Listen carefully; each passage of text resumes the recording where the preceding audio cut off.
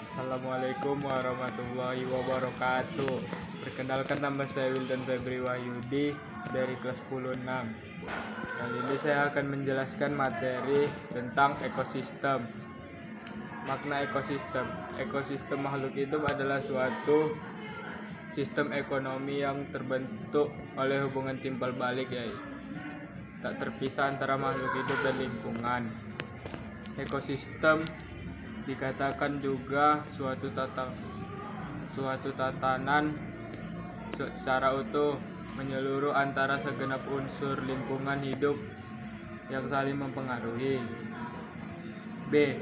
Komponen penyusun ekosistem. Komponen penyusun ekosistem ada dua, yaitu komponen biotik dan abiotik. Contoh komponen biotik adalah semua makhluk hidup seperti manusia, hewan, dan tumbuhan. Dan contoh abiotik, air, udara, tanah, iklim, dan lain-lain. C.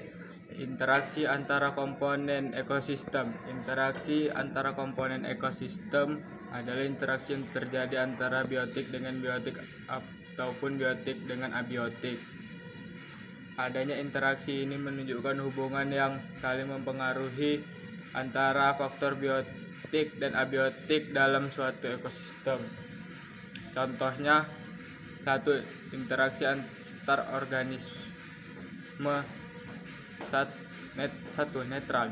Interaksi netral merupakan hubungan yang tidak mengganggu antara organisme dalam habitat yang sama, serta bersifat tidak menguntungkan dan tidak merugikan kedua belah pihak. Contohnya interaksi yang terjadi antara capung dan sapi, ayam dan kucing. Yang kedua, predasi. Interaksi predasi merupakan hubungan yang ada antara mangsa dan pemangsa atau predator. Hubungan ini memiliki kaitan yang sangat erat dalam mempertahankan keseimbangan suatu ekosistem. Contohnya bisa dilihat pada singa dan dengan mangsanya, yaitu kijang, rusa, serta burung hantu. 3. Kompetisi interaksi adalah bentuk interaksi agar organisme yang saling bersaing untuk bertahan hidup. 4. Simbiosis mutualisme.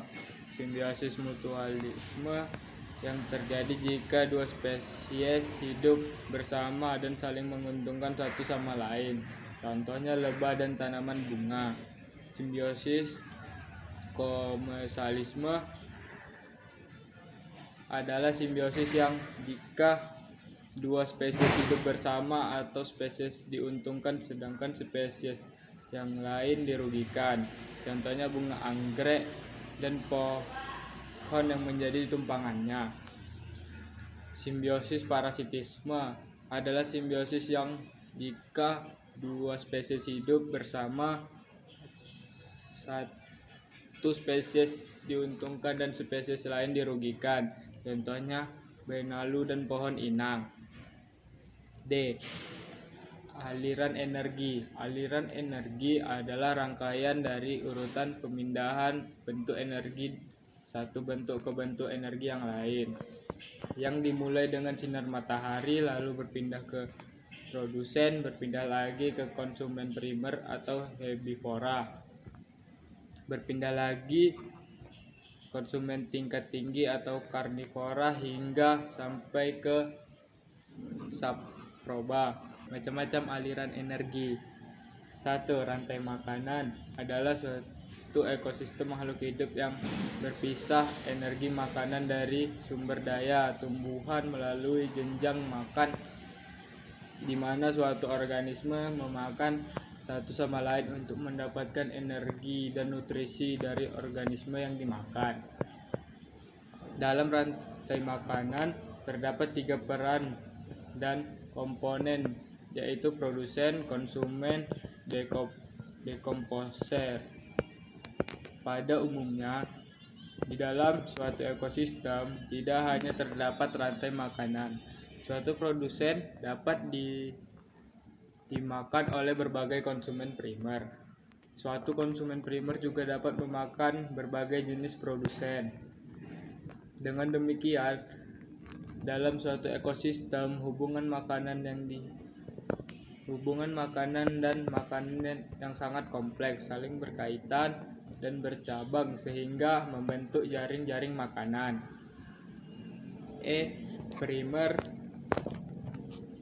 Primida makanan dapat bermanfaat untuk menggambarkan jumlah dari organisme dalam tingkat di tropik atau ekosistem yang ada. 1. Piramida ekologi ini berfungsi untuk menunjukkan gambaran perbandingan antara tropik pada suatu ekosistem. Pada tingkat pertama, ditempatkan produsen sebagai dasar dan piramida ekologi. Selanjutnya konsumen primer, sekunder, tersier, sampai ke puncak. 2. Piramida energi adalah piramida ekologi yang menunjukkan aliran energi ekosistem, tidak seperti piramida ekologi lainnya. Piramida ekologi tidak pernah ditemukan dalam keadaan terbalik. Piramida energi selalu lebih besar di bagian bawah dan meruncing ke bagian atas. 3. Piramida jumlah adalah jumlah organisme yang berada di dalam suatu daerah tertentu dan dikelompokkan dan dihitung berdasarkan taraf trofi. Untuk menggambarkan piramida, jumlah dinyatakan dalam bentuk segi empat, luasnya menggambarkan atau sebanding dengan jumlah organisme dalam area tertentu. 4. Piramida biomasa menggambarkan jumlah berat total organisme yang menempati setiap tingkat tropik. Untuk mengukur biomasa di tiap tingkat tropik, maka berat rata-rata organisme di tiap tingkat diukur, kemudian jumlah organisme di tiap tingkat diperkirakan. F. Produktivitas ekosistem. Produktivitas ekosistem adalah kemampuan organisme-organisme dalam ekosistem untuk menerima dan menyimpan energi. G. Macam-macam daur ekosistem.